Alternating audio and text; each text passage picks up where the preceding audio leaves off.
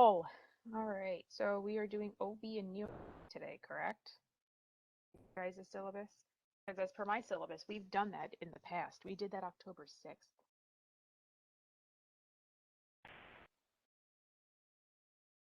Yo, no say. All right. So let's find my share button. So let's start with OB. There are people here who had kids. I have not, so I cannot talk to personal experience of this, but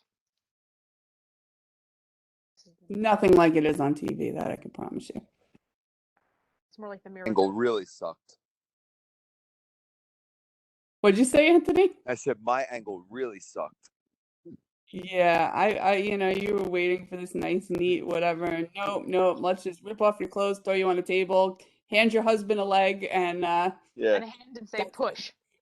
yeah, and then when the computer breaks in the middle of it, Yep. The computer guy comes in and fixes the computer, and Yep. Yep. And it's the most wonderful array of just fluid substance.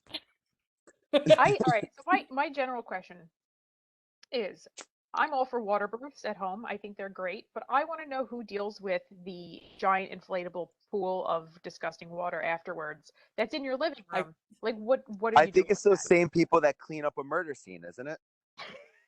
Probably, but like, yeah, if your house burns down, it's the same people. A major biohazard cleanup. You call a hazmat like crew. Servapro or whatever it's called, like the little green trucks that like your house is on They come fire. in like a white like garbage bag jumpsuit. Yeah, like Tyvek suits I'm all for like, hey, let's do what makes you comfortable. You want to do it at home? I'm down, but like I would not be that person who'd be like, now what am I gonna do with this tub of water? I honestly think you'd need like one of those cesspool trunk things that they come to pump out the cesspool, and they just got to put that in the tub and pump it into the cesspool stuff. Or like a shop vac. The giant hose. Yo, one of my friends, he's got like 3 kids, and the first one, the wife wanted to do that whole like water birth, whatever. And he's my friend. I'm not gonna whatever people, but this is my friend, so you can say how you feel to your friend. And I was like, dude, you're so dysfunctional. Like you're just insane. Don't do that. and they just like whatever. So anyway, they did it, and they're talking about, oh yeah, it was great. No, okay, cool, whatever. They had the second kid. They had it in the hospital. I was like, oh, what happened this time? How come you didn't want to do that again, huh? I have like cleanup. The cleanup is a bitch. Come on, dude. Ew. I was like, I didn't even cut the cord the second time. I was like, yo, you guys got me the first time. I'm not falling for that shit again. No way. What are you getting paid for? Yeah, exactly. They were like, hey, get over here and blah, blah, blah. I was like, yeah, dude, no, no, you guys are on payroll. I'm over here at moral support. I'm done on that. I've seen this. I've done it. Good. My husband was just the opposite, Anthony. My husband walked into the delivery room. He was like, I don't want to look. I don't want to see anything. I'm just going to hold her hand. And the nurse was like, yeah, that's not how this works. Yeah. And, no, first one I like, did the whole thing.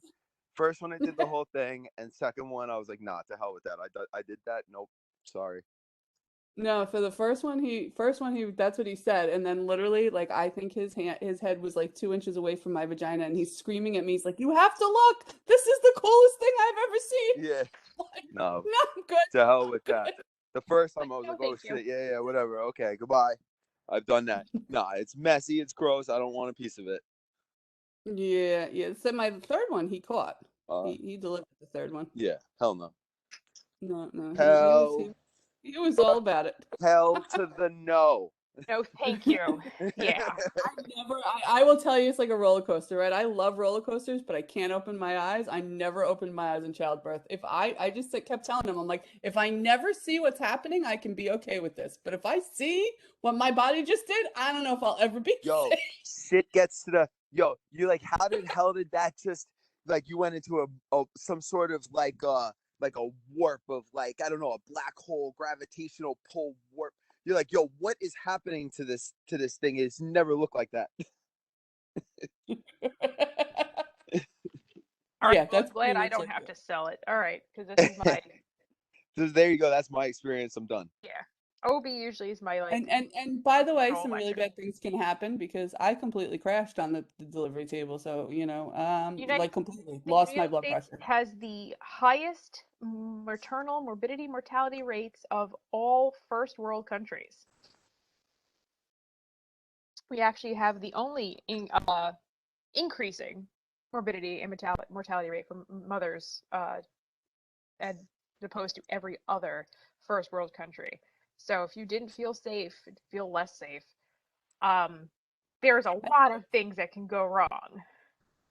And it's a lot. There's a lot of like, so my blood pressure was like a little bit um high when I got in, so they started pumping me with medications, completely bottomed my blood pressure out to the point where right after I delivered, I had no blood pressure for a little while at all.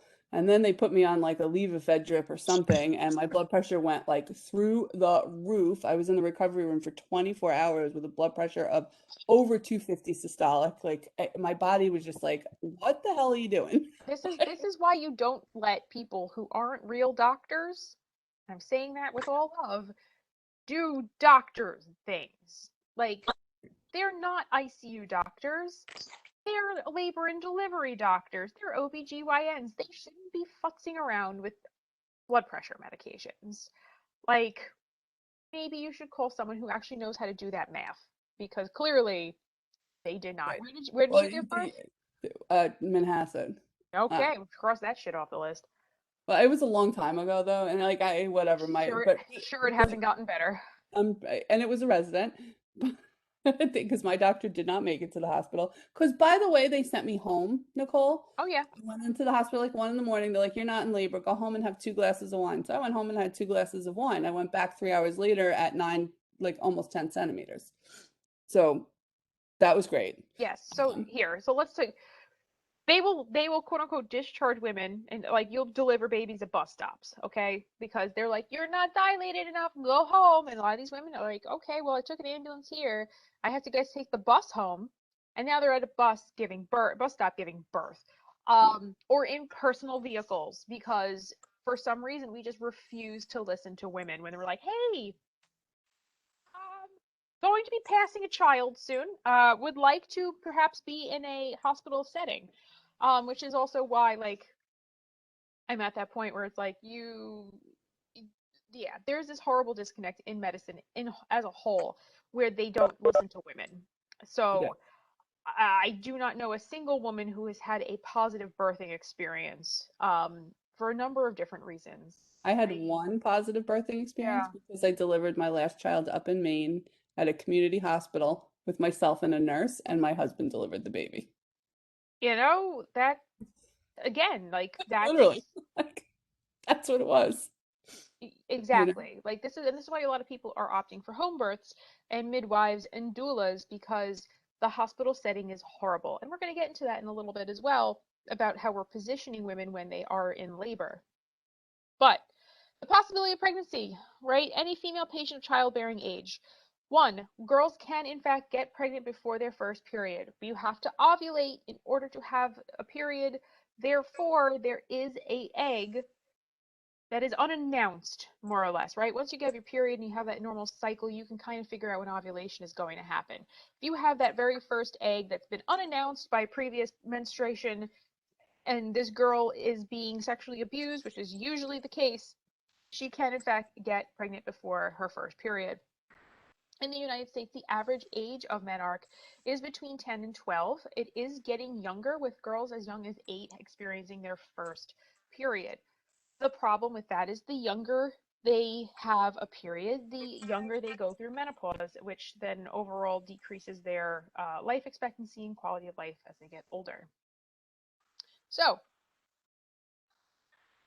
reproductive anatomy, right? Really, what we're kind of focusing on at this point when we're growing a baby is the uterus, okay? That pear shaped organ that sits conveniently right on top of the bladder. Um, that is extremely muscular, extremely vascular, and extremely stretchy. Obviously, you're not going from a pear to a watermelon overnight. It takes 9 months to get to that point, but it does in fact stretch. If the uterus is not prepared, it can tear. So normal events of pregnancy. One. A sperm can live for about 5 days. So even if a woman has not ovulated yet, if she has had sex 5 days prior, she's to ovulation, there is still a possibility that she can, in fact, get pregnant. Um, and pregnancy, that fertilization occurs for a valid birth, occurs within the fallopian tube. Okay, the earlier it occurs, that fertilization occurs, the more likely that fertilized egg may get stuck in the fallopian tube and turn into an ectopic pregnancy. Any sort of, we talked about this during um, GIGU, right? Any sort of pelvic inflammatory disease or endometriosis or anything that causes scarring in that fallopian tube increases the risk of an ectopic pregnancy. So you want to make sure that that's always in the back of your head, especially if you have a woman complaining of unilateral pain. After fertilization, that egg goes and travels down the fallopian tube. Peristalsis is everyone's friend, and usually will implant within 7 days. We're not going to talk about all the little individual cells, but it goes from being one cell to 2 cells to 4 cells, right? And it starts to split and split and split. And that fertilized egg sperm combo becomes the embryo. There are 3 specialized structures of pregnancy. Okay, one, the placenta, right? This is, let me see if I can a picture. Don't. So the placenta is this kind of really interesting disc-like organ that kind of embeds itself into the wall of the uterus, kind of like this. Okay, so the placenta sends out these kind of I call them feelers or tentacles, and then the side of the uterus, all that vasculature, right, and that blood, that mucous membrane lining has a similar tentacle vibe, okay? And it kind of ends up being similar to how you would see in the lungs, right? Well, the alveoli have that capillary that wraps around it. It's the same way. You end up with a capillary from the placenta hanging out with a capillary from the uterine wall. And that promotes the transfer of gases, right? So mom's oxygenated blood will provide oxygen to the baby. Baby's waste products, carbon dioxide, etc., go back to mom.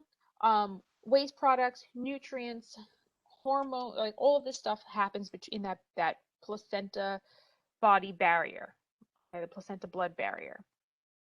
So there is a certain level of protection that the placenta does provide the fetus during pregnancy for certain medications and stuff, right? Sort of like the same thing as like the blood-brain barrier, where your brain, like that blood around the brain, keeps other bad stuff out of your brain. Same thing is occurring for a fetus. Okay, that placenta is providing that protection. Unfortunately, it's not 100% effective, so there are certain toxins and such that can cross that barrier. The placenta also produces hormones which sustain pregnancy. Okay, so you have the progesterone and the estrogen, human growth hormone. All of those things are maintaining that the uterus from experiencing menstruation. So this is one of the reasons that some women experience miscarriages, is if there's not, the hormones are imbalanced. Okay, that placenta won't necessarily stick properly, and the uterus doesn't get the memo that it's growing a baby, and miscarriages occur. Another specialized structure is, in fact, the umbilical cord. For those of you all who've seen it and or cut it, it contains 1 vein and 2 arteries. Similarly to pulmonary circulation, the vein carries oxygenated blood, and the arteries carry deoxygenated blood. Okay? Remember, the arteries always carry blood away from the heart. So they're carrying blood away from mom's heart. Okay? So that's why it's carrying deoxygenated blood, because it's passing through. Okay? Make sure you remember that, because that always pops up on test. 1 vein, 2 arteries. And you can see, if you look at the picture, this cross section of this umbilical cord, that vein up top, right, it doesn't look as muscular as the 2 arteries on the bottom.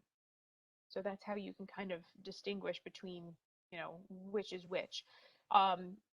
In some settings, you might be able to actually put an IV into the umbilical cord, and usually you'll use the vein. Okay. The third specialized structure of pregnancy is amniotic fluid. Okay, an amniotic sac forms around that fetus. Think about an egg, like a chicken egg. Okay, right?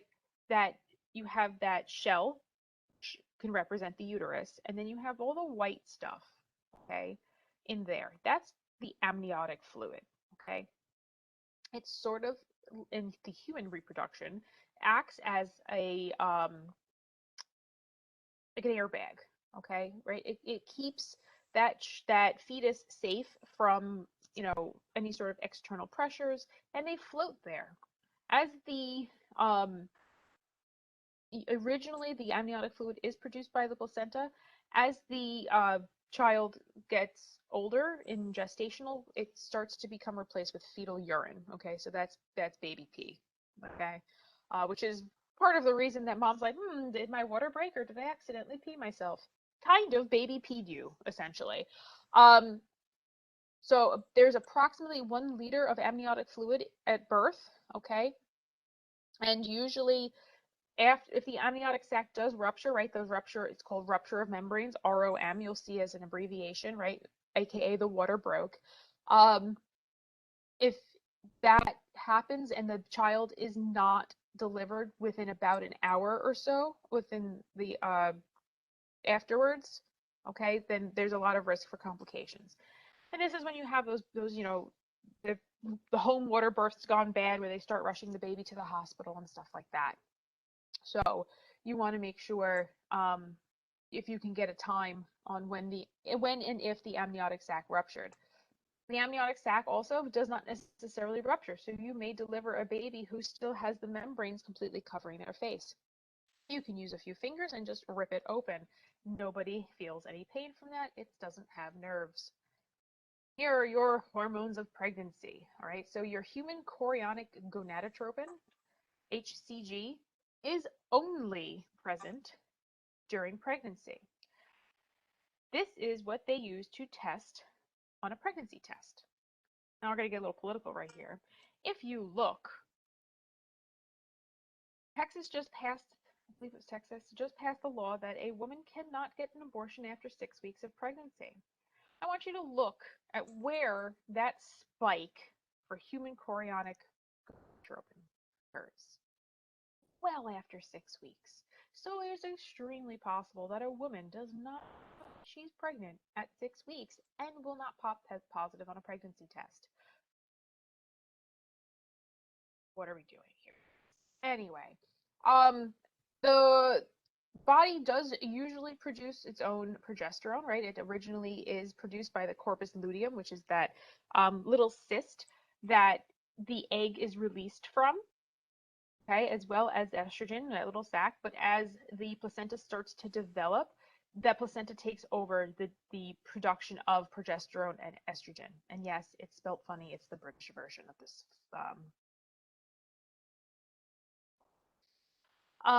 Then you have prolactin, right? This is what produces breast milk, okay? And you see it starts to spike up towards the end of pregnancy, because that's really when it becomes important. The mammary glands will start to become larger during pregnancy. Obviously, is why women experience breast growth. And then you have what's called relaxin, which might be one of my favorite hormones just because it sounds so chill.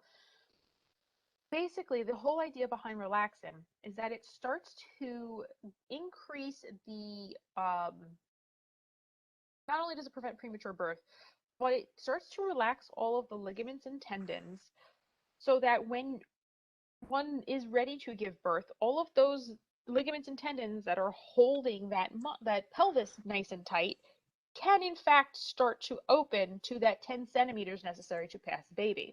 Okay? Relaxin is also part of the reason that women who are pregnant can experience a lot of injuries. Okay, not only are you holding essentially a watermelon in front of you, and your hips are widening, so your gait is off, your balance is off, and all of your joints are kind of loosey goosey. Okay, so this is why pregnant women fall downstairs. or have balance issues or trip and fall. So always be very cautious for, with women who are pregnant and any sort of musculoskeletal injury, because it might be worse than they actually notice because of that hormone that's allowing their joints excessive movement. And then we have oxytocin. Oxytocin is produced by your pituitary gland, and it not only increases muscular contraction for the uterus, but it also promotes bonding. All right, this is the quote unquote bonding love hormone, and you see it only happens really towards the end of pregnancy when a woman is in labor. So after the oxytocin is triggered, the baby is uh, expelled, birthed, I don't know. Then you have this influx of this oxytocin, and mom immediately wants to bond with that baby, right? She starts feeling all the ooey gooey happy feelings. Um, Also helps her forget the fact that labor is not fun. Helps promote um, breast milk production, okay? And it helps that uterus start to clamp down. There was a point in time when oxytocin was actually in protocol for postpartum hemorrhage, okay, because it will cause the uterus to clamp down hard, which essentially acts as like direct pressure to reduce bleeding. A lot of hospitals will still administer oxytocin. They'll either use it to help promote um, birth, right? So if you're being induced, they might use oxytocin initially, which, from what I understand, has a mixed success and mixed efficacy in terms of the danger to mom, which is also potentially part of the reason our maternity morbidity and mortality rate is so high. And then they potentially also give it to mom after birth so that she doesn't experience uterine hemorrhaging. Oh, here's the picture that needed to be like 5 slides earlier. So you have that placenta that puts out those capillary beds into the uterine capillary beds, which helps promote all of that nutrient and oxygenation uh, sharing. So, fetal circulation, totally different than normal adult circulation. For the most part, there are immature organs that exist within the child that aren't really necessary for it to grow. For example, the lungs. When you're living underwater, you don't need the lungs to work, okay? You're not there's no oxygenation going on. The liver. Mom's body has already broken down nutrients, so the liver doesn't need to do anything in this fetus. A lot of fetal circulation gets closed during that passage through the vaginal birth canal, right? That pressure, as well as when that baby takes that first deep breath in, okay? Because it changes the intrathoracic pressure and it starts to revert the pathways to normal, to what we expect them to be. And those three different shunts, okay, the ductus arteriosus, the I can't say that, foramen ovale, there we go, and ductus arteriosus turn into, well, the ductus, the two ductuses, ducti, turn into tendons, and the foramen ovale is that gap between the heart, between the ventricles of the heart, usually closes. Okay, some people it doesn't close all of the way, and they do need to have surgery later. So the ductus arteriosus, sorry, not tendons, ligaments. Ductus arteriosus becomes what's called the ligamentum arteriosum, right? Sounds like you might make something levitate. Guardium leviosa. About 3 weeks after birth. So it once that it no longer is shunting blood, it turns into this ligament. So the ligament attaches the heart and the hold on, what's the pulmonary arteries right here. Hold on, let me. So this is the ductus arteriosus right here.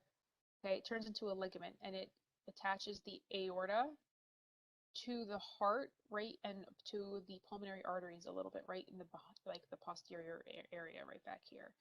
Okay, so what that does is it suspends that. It kind of creates like, or it becomes a suspension point. So as an adult, if you come to a sudden stop and your heart goes whop, it kind of turns into like a cheese knife. Okay, right? Think of, or a garrote.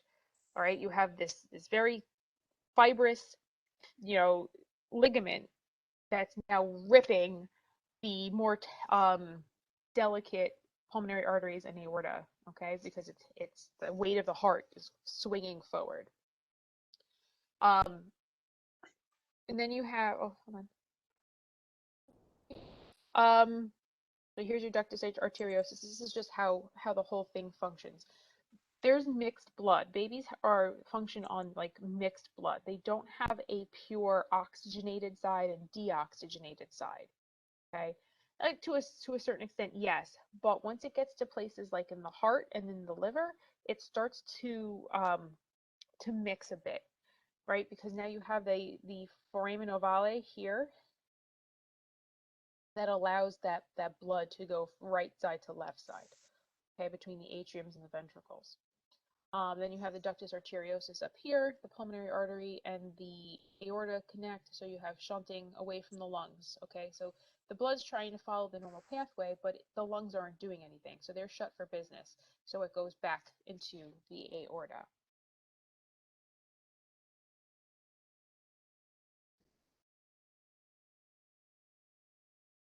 So gestational time frames tend to be very much guesswork, okay?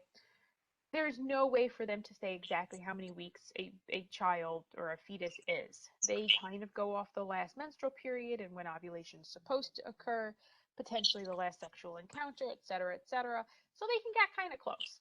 However, they're nowhere 100% accurate. Just like the due date, so the expected date of confinement, which is the EDC, which is, you'll see that on paperwork, um, is, what their due, that baby's due date is usually a guesstimate.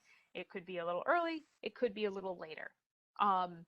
However, if a fetus is born at 21 weeks or less, there is a 0% chance of survival. Okay, they do not have an open airway. Okay, they're still like, their mouth is still closed. It has not opened. There's no airway. There's no esophagus. That whole tract, that whole like mouth, oropharynx, nasopharynx doesn't quite exist yet. 24 weeks is sort of the cutoff of where it's a viable birth or not. Okay, and again, you might have a couple days on either side where you're not really sure, but 24 weeks is, yes, this baby might actually survive, but they're going to need some time in the NICU, in an incubator, on a vent, a lot of like different wires. It's, a very long and harrowing road for whomever has a baby at 24 weeks, because it's just tough. And preemies have a lot of other issues in general. We also call babies preemies if they are less than 5 pounds. Right? Even if they're a full gestational term, if they're less than 5 pounds, they're still kind of considered a premature baby. They're not quite cooked yet. So, some terminology that you need to know. I like to simplify the terminology on the right-hand side to GPA, because it's easy to remember. G is gravida, which is the total number of pregnancies.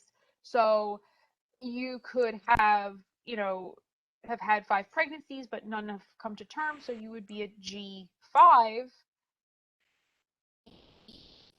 0, A5, pregnancy loss. Okay. In pregnancy, OBGYN, obstetrics, abortions are considered any sort of miscarriage or actual surgical abortion. Okay, sometimes the baby's like, yep, nope, I'm not viable. Okay, so that's kind of what happens there. In terms of birth, when it comes to P is not preterm, and it's gravida, para, abortions. Hold on, I'll write that one out. So it's gravida,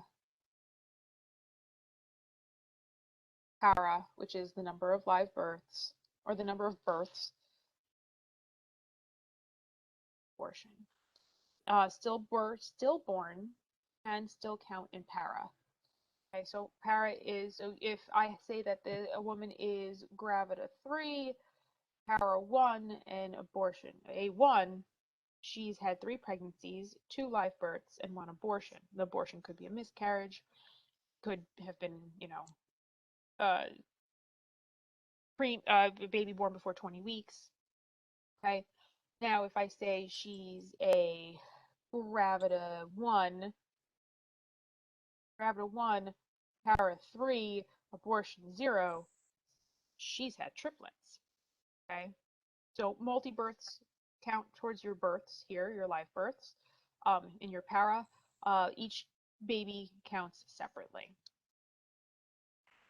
If you have a woman who has delivered 2 or more babies, she is considered a multipara. A woman who has never delivered is considered a nullipara.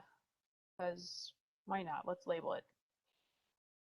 Obviously, women who have had Nicole, what would you do for C-section? Is that under para as well? Yes.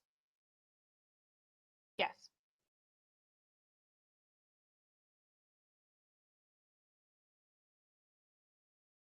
Yeah, because any uh, pregnancy resulting in a child, live or dead, is para.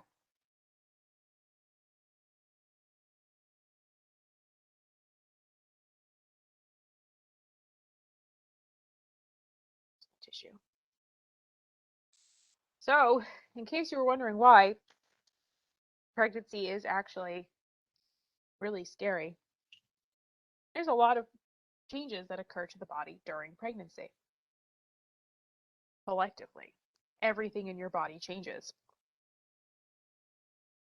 So first, we talk about the uterus, right? Most obvious.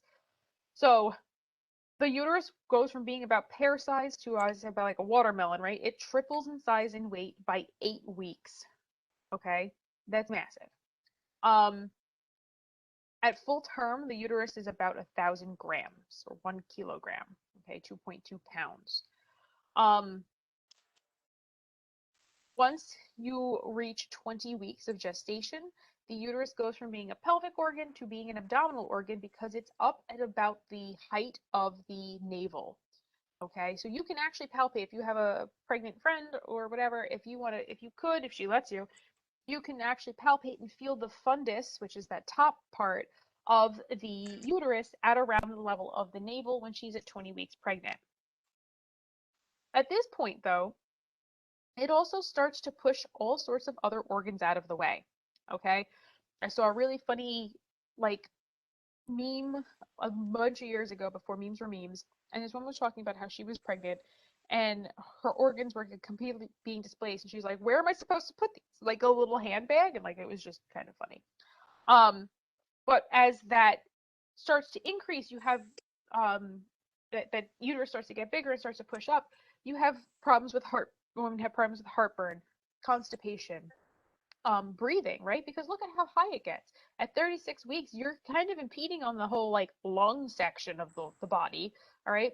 So it becomes uncomfortable, okay? And it increases a lot of other risks for injury as well because everything is not exactly where it's supposed to be. At 36 weeks, right, we're all the way up to about the sternum. And then at 40 weeks, right before the baby is about to be born, the uterus drops. And they actually, like, you can physically see, if you know any pregnant people, you will actually see she'll carry the baby real high. And then all of a sudden, right before she's about to give birth, it just looks like the baby moved, all right? And she's just holding a lot lower all of a sudden. That's when the baby usually goes into what's called cephalic position, right? Their head down in the at the opening of the cervix and prepared for birth, sort of like an astronaut taking off, right? They're ready to go. So you'll see that drop in the last few weeks as the baby gets into position. Most of the time, if the woman is getting proper prenatal care, she will know the position of the baby. There's occasionally they will try to I've seen it. It's wild. Midwives will actually take the baby, like palpate the baby through the uterus and twist it in the uterus from the outside. Creepy as all hell. But it's a possibility to make sure that the baby's going in the right position. Obviously, because now you're carrying a Christmas ham on top of your bladder, um, all of a sudden you have to pee much more frequently, okay? As well as the fact that your blood increases about 50%, okay? So you are now at 150% of your blood volume as a pregnant person because you need to move more waste products, right? And nutrients, because now you're, managing for two. Um, Also because of that relaxin and that smooth muscle relaxation, right? Not only that causing you to have to pee more frequently, but it increases the risk for UTIs. We talked about this already. The mammary glands start to proliferate and start to develop breast milk, and tenderness is usually a very strong positive first sign of pregnancy in a lot of women. GI, right? We're back in the day when Kate Middleton was having lots of kids, the Kate Middleton syndrome, or hyperemesis of pregnancy. Those hormone influxes cause severe nausea. Okay, it's a lot of women will experience not only morning sickness, but that morning sickness can be anytime during the day. Appetite changes, indigestion, heartburn, um, constipation because everything's being smooshed. Okay, but this also increases the risk of aspiration because again, everything's being smooshed. While the first trimester is usually the worst time for the nausea vomiting portion of pregnancy, it can last the entire pregnancy. There's some people who have just a miserable time of the whole thing. There is an old wives' tale that if your baby's going to be born with a full head of hair, you have a lot of indigestion. So we talked about this a little bit when we were in cardiology, but if you have a woman who is pregnant and she's in the later stages, she might actually show with a, oh my God, I'm blanking on the term. Her heart gets displaced, so she's going to have a axis deviation. There we go. Right? Because now the heart's here and it's going to kind of move up to make room for that crazy big uterus. So if you look at that picture right there, you might see some changes, then that's totally normal. So, right, so here's your normal positioning for the heart. And then as the uterus starts to come up, it gets shifted to over here, right? Because it's just not enough space. So you'll see left axis deviation in pregnant women who you're doing the 12-lead zone. You also might have other issues like SVT, AFib, okay? Completely not history of previously, but pregnancy does some funky things to people and they might just experience some of those side effects. If someone has a left axis deviation from having that, heart being compressed, can that possibly cause hypertension? I don't think it's secondary to the heart being moved. So the heart just kind of is suspended. So if it's just being shifted a little bit, that shouldn't affect the blood pressure. Most of the time, what causes hypertension in pregnancy is a preeclampsia and eclampsia. So I would be hard pressed to say that it's because the heart moved and more of the way that the body's processing all the extra stuff and the proteins that are going on and the impact on the liver that's causing the hypertension more than anything else.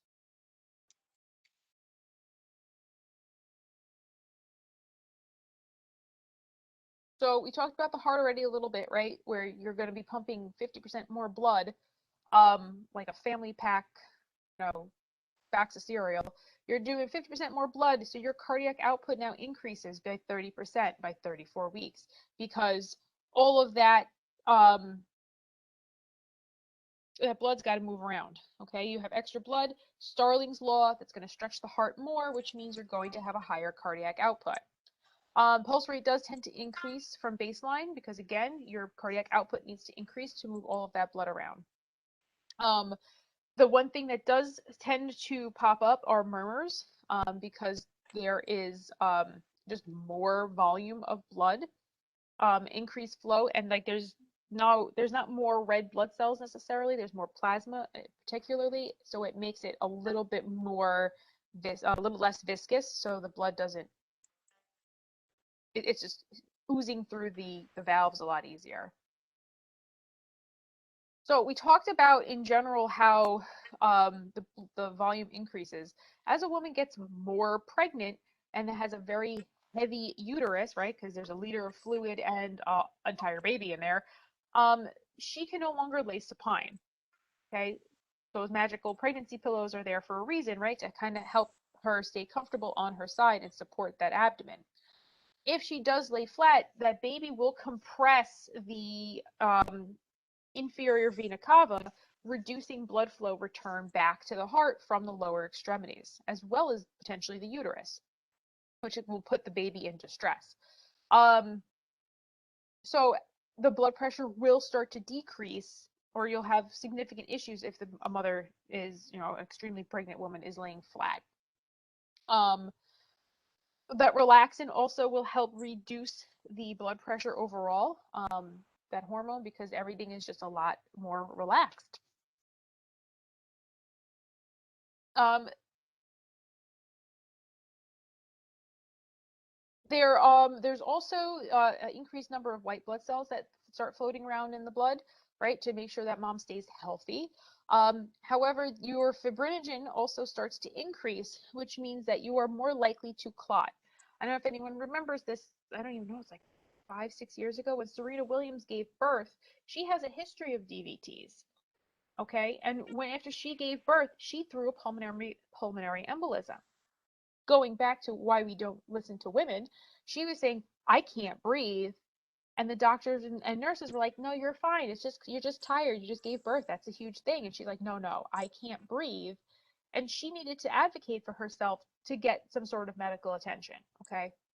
Pulmonary embolisms, DVTs, right? All of that, the changes in blood flow in a woman increase her risks for clotting. So if anyone has a pre-existing history of blood clots, they may be put on things like heparin or the Lovenox during pregnancy to make sure that she doesn't produce a DVT and ultimately die from a pulmonary embolism or something to that effect. Just like how the heart starts to get impacted by that ascending uterus, the lungs have the same problem, right? So now you have to you have smaller tidal volume because of that change in where the chest is. But you also have increased oxygen consumption because babies also needing that oxygen. So in order to do that, your PCO2 gradient, right? We talked about your normal drive for oxygen. So instead of being at 35 to 45, your body will naturally drop that down to 30 to 40 to help release that extra carbon dioxide produced by the baby. But that extra breathing might cause some dizziness, right? Sort of think of it like a panic attack, right? It's the same kind of breathing too much, and you're not holding on to as much carbon dioxide, which might give that sensation of dizziness or shortness of breath. Traditionally, about 15 to 30 pounds is normal of weight gain for a pregnant woman. I think average is about 25. Because again, you're growing a human. You're gonna you have a liter of fluid, you have 2 pounds of uterus, you've got the placenta, 6 to 8 pounds worth of baby, your boobs get bigger, right? Your blood gets bigger, you're gonna gain weight. That's totally normal, okay? So a lot of these things can be affected, right? But on top of it, this is why things like prenatal vitamins are important, because the baby needs iron and calcium to produce bones and their own blood. So that need increases significantly during pregnancy. Also, you have the need for folic acid, okay, is in prenatal vitamins because it helps reduce neural tube deficits like spina bifida, okay? We'll talk about that in neonates, I think, a little bit. Edema is a possibility. Glucose can escape into the urine because of that just constant push on the kidneys. A lot of different things that can kind of impact a woman during pregnancy. So, some things that you're going to want to ask when you're obtaining a history for a pregnant woman, regardless if her issue is giving birth or not. So, LMP, last menstrual period, right? As well as her EDC, her expected date of confinement, or AKA when that baby's out. confinement from wine. What's her gestational history, right? If she's getting proper prenatal care, she will know down to the day where she is, because they will be like, all right, you are 28 weeks, 3 days, right? They'll give you a week and day. Para and gravid, or gravida and parity, right? How many times has she been pregnant? How many times has she given birth? Has she given birth via C-section in the past? One of these more popular things right now is called a VBAC, which is a vaginal birth after C-section. We like to encourage vaginal births because they have a lot of positive outcomes for babies. It helps not only baby picks up mom's normal bacterial flora, which improves their immune system, but they find that chest compression helps with lung capacity and a lot of other things.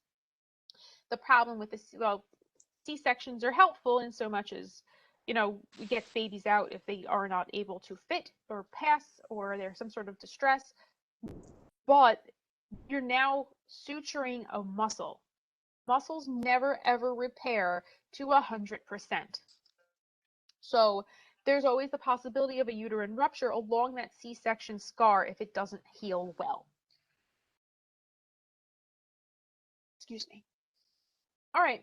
Is the patient in any pain? Right? I'm in labor. Like, she'll know. Maybe, maybe not. There's some women. I had a woman once who she was only having some lower back pain. It's called back birth. Okay? It's totally normal. She didn't experience any contractions in the front. She only felt her pain in the back. There's women who go into labor and don't even notice. Okay? They're just like kind of like, I just don't feel good, right? Has there been any discharge? The amniotic sac does not necessarily rupture 100% of the time. Okay?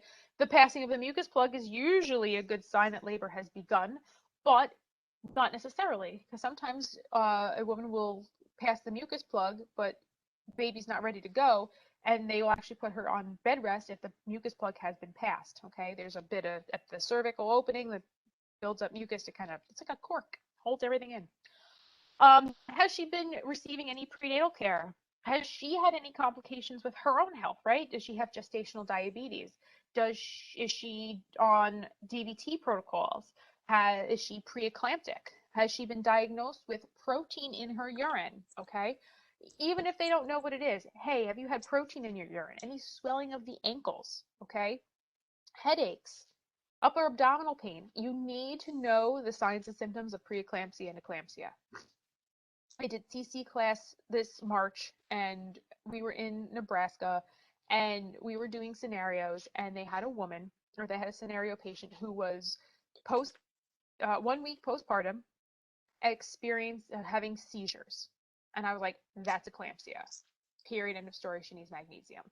And no one else in the room the New York group knew it, but no one else in the room identified it as eclampsia.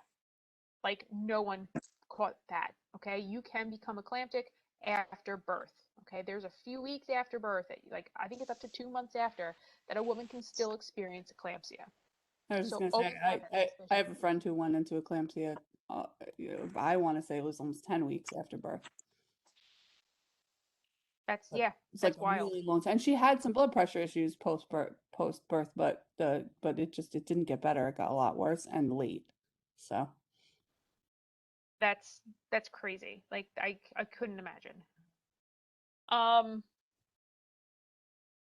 there any known complications to the fetus? Okay, they do some wild things these days. All right, beyond creepy gender reveal parties. But they can the 3D ultrasounds wig me out. Like, no, thank you. I don't need to see that alien creature. But do they know of any sort of problems with the baby? They're doing some pretty cool things now where they actually will go in, do heart surgery on a developing fetus, and then leave it in the uterus. Like, robots. They're wild, right? We can do some cool stuff. But, is there anything that mom knows about the baby during her prenatal care that needs to be addressed or might be a concern after the baby is in fact born? Any urge to bear down or move bowels is a good sign that you're going to be hunkering down in place for a little bit to deliver a baby. Have to fix this one. So, complications of pregnancy, antepartum, right? Antepartum is before baby is born. We talked about this already a little bit. Hyperemesis gravidarum. again, it sounds like you're going to do a Harry Potter spell. Excessive vomiting during like the first morning, like the excessive morning sickness. Okay. A lot of times it can cause electrolyte imbalances and severe dehydration. So if mom's saying, I can't stop vomiting, I can't keep anything down, right? You want to make sure that you rehydrate her. Be cautious with Zofran window. We spray paint taunts at Hurricane Isabel. Pow her into a tropical storm. Her moon tide, though, carries your beach chair away. You want to make sure that you need Shadane, you need to mute. Whale, the silent walk home. The grill that doesn't start on the 4th of July. So you want to make sure that you're rehydrating her. Woman at the drugstore you hit on, who isn't mom. The renters blocking the drive. The string of my. Thank you. You want to make sure that maybe you're cautious with Zofran. Zofran does have some complications for pregnancy. It's not the first choice antiemetic. That might be a medical control call, or just make sure you're hydrating her. RH sensitivity. Usually, this is at the second child. The first pregnancy, exposure to the fetal blood will trigger the sensitization. So basically, if you are an RH negative woman, right? So you're O negative, A negative, B negative, AB negative, and you're married to a man who has a positive blood type, you can produce a RH positive child.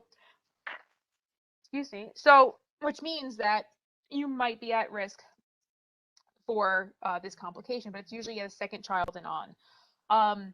If that's the case, your body creates an immune response to try to destroy the baby. Most of the time, this is acknowledged during the first pregnancy, and they will put mom on immunosuppressants and stuff to make sure that the baby is carried to term. There we go. Gestational hypertension, right, is a new blood pressure of 140 over 90 or higher that is caused by the pregnancy. Okay, you know history of hypertension prior, and it resolves immediately after you have given birth. After 20 weeks, if you have gestational hypertension plus one of the following, which is protein in the urine, thrombocytopenia, right, not enough platelets, impaired liver function, kidney problems, pulmonary edema, visual or cerebral disturbances, this is when they decide that they're going to diagnose you with gestational with preeclampsia. You also, kind of in the same category as preeclampsia, you have HELP, which is hemolysis, elevated liver enzymes, and low platelet count. Very similar. It's just one of the characteristics. Okay, so you'll have liver enzymes are peak in HELP as opposed to preeclampsia, where you won't necessarily have liver issues. Okay, same signs and symptoms as preeclampsia, but may present with a more normal blood pressure and no protein in the urine. Okay. In general, if you have a woman who's complaining of nausea, vomiting, high blood pressure, headache, upper right quadrant pain, visual disturbances, swelling of the ankles, protein in the urine, any of those things, you should have a high suspicion that she's dealing with either preeclampsia or HELP and is likely to deteriorate into eclampsia, which means that maybe you should get on the phone and call for standing orders or call for a standby order of magnesium if she does happen to start seizing. I do believe in the collaborative protocols that are coming down that is no longer going to be a medical control option. I think it's going to be standing order, but I have to double check on that one. The defining characteristic between pre-eclampsia and eclampsia are seizures. Okay? So if I have preeclampsia, okay, cool, and now she's seizing, now she has regular old eclampsia. All right? It's no longer pre, she's in it. The only definitive treatment for eclampsia and preeclampsia is the delivery of the baby. Okay, and this is usually done under emergency, situations. You're going to be calling in a notification. The OBGYN team will be meeting you in the ER to be whisking her up to an OR suite to deliver this baby. Okay. There is mixed thought on using benzos to control seizures in eclampsia. Magnesium is the definitive treatment. However, we give 2 grams. The hospital will give up to like 8. So do know that even though you're giving her the magnesium, it might not be enough to stop the seizures. Okay. The most important thing is that you are oxygenating this woman, because if you do not oxygenate her, you are not oxygenating the baby, and there's just problems in general. So factors associated with preeclampsia is usually advanced maternal age, previous history of high blood pressure, renal diseases, or vascular diseases like diabetes or lupus. Also multiple gestation, right? So if she's pregnant with twins, triplets, octomom, also possibilities for preeclampsia. Unsurprisingly, Black and Hispanic women experience eclampsia and preeclampsia much more than other races, though white women are catching up. Okay. So you want to make sure that you always have a high level of suspicion no matter what, especially after 20 weeks of gestation. Yes, it says up to 4 weeks postpartum. I've seen other research that says 8. Beth's friend 10. So just make sure that you're keeping an eye on this, the situation, because it can escalate quickly and need to be handled. Gestational diabetes. If a woman can't tolerate, basically, she stops metabolizing glucose perfectly. The hormones start blocking action of insulin, and she just starts having high blood sugar. They do the 3-hour glucose test, which is miserable. Problem with having diabetes during pregnancy is it usually leads to high birth weight babies. Okay, and not just gestational diabetes. If you were like a type 1 diabetic prior to getting pregnant, you are more likely to have a high birth weight and extremely hairy baby. The problem with that is the baby's used to a very high level of glucose now, if the sugars aren't very carefully controlled, and potentially will become hypoglycemic immediately after birth. Okay. They will also not be able to tolerate any sort of cold well. So it's things that you need to kind of make sure that you're keeping an eye on. We talked about pulmonary embolism already, right? You have a lot of extra blood. You have a lot more fibrinogen, so you have a higher risk of developing a clot. Infections, right? UTIs, we already talked about. All of the STDs, yeast infections, right? Again, same concept. You have a difference in pressure, difference in pH, and all that other stuff, and cause issues. The bigger problem are torch infections, which can be passed to the fetus in the womb and cause all sorts of complications: death, blindness, deafness, etc. That is toxoplasmosis, right? Syphilis, herpes zoster, which is chickenpox, rubella, the cytomegalovirus, and herpes simplex. These are ones you absolutely positively need to know. 1. Abruptio placenta. Again, we're doing some Harry Potter spells here. AKA a placenta abruption. Okay. This is when the placenta rips away from the uterine wall when at 20 weeks of gestation or more. Okay. Most of the time, this will present with like sudden tenderness, a rigid uterus, intense pain, and it can have bleeding. Okay, so if you look at that first and last picture, you can see that even though the placenta has pulled away from the uterus, it leaves like this pouch where blood can pool. It doesn't necessarily mean that blood is coming out and is externally present. Okay, depending on where the abruption is and where the placenta is embedded in the uterus, you may or may not see that bright red bleeding. Okay, you should still continue to have a high level of suspicion if a woman's complaining of sudden onset of pain, especially tearing pain, and like has a very rigid abdomen. Then you have placenta previa. Okay, This is when the placenta has embedded very low in the uterus. Okay, most of the time it embeds pretty high because you want the baby to come out first, not the placenta, because the placenta is the life raft of oxygen and nutrients, especially when you can't breathe because your face is smushed against the vaginal wall.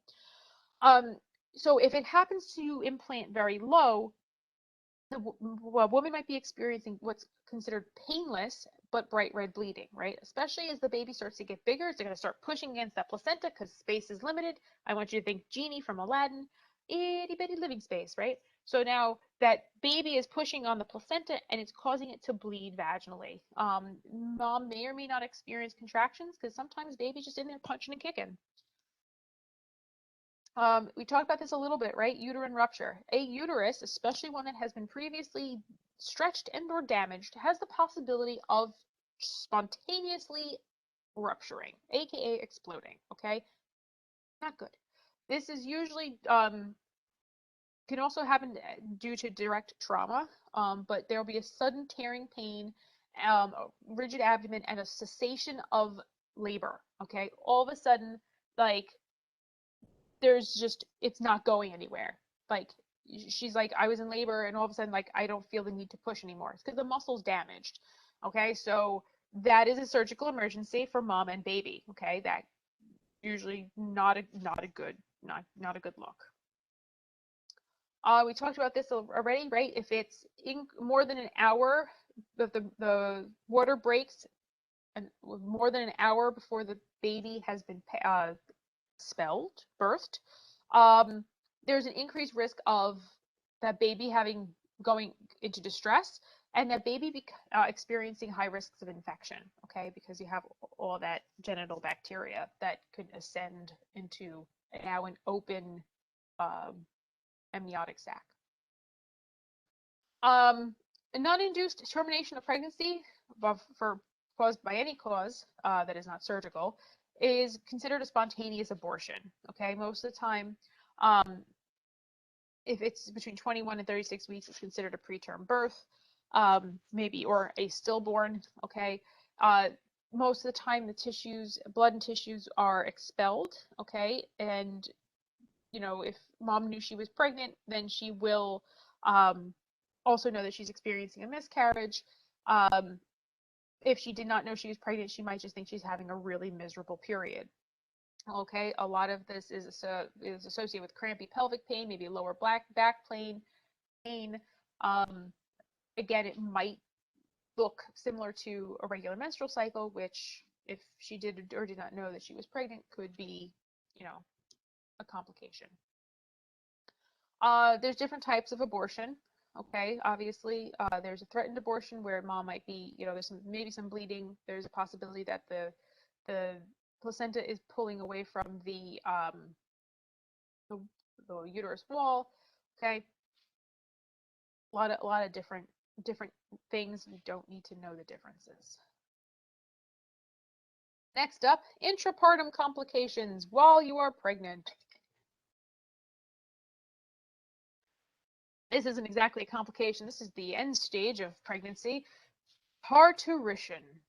There are 3 steps of labor, okay? It's a positive feedback loop. So it goes and goes and goes and goes until the fetus is born, and then it stops, okay? Hopefully. The cervix starts to dilate and the uterus starts to contract. So,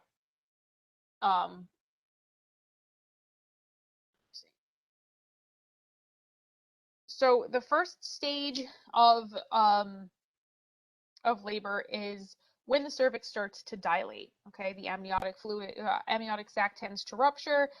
The second stage is when the baby actually is born.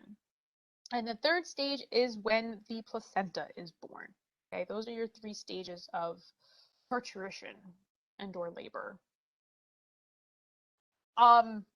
In the weeks preceding labor, mom may experience what's called Braxton Hicks contractions. This is essentially the uterus warming up for delivery, okay? Great way that I learned that you can tell the difference between Braxton Hicks and regular labor contractions is if mom says she's feeling a contraction, palpate her stomach. If you palpate it and it's soft except for a few maybe isolated locations, that is most likely Braxton Hicks, okay? Because labor contraction, the entirety of the uterus is contracting, so you'll have a full rigid abdomen, okay? So there's a number of different reasons that a patient might be going to Braxton Hicks, but for the most part, it's in preparation for labor. If you have a woman who's going into preterm labor, one of the ways you can actually stop that is to give her some fluid hydration.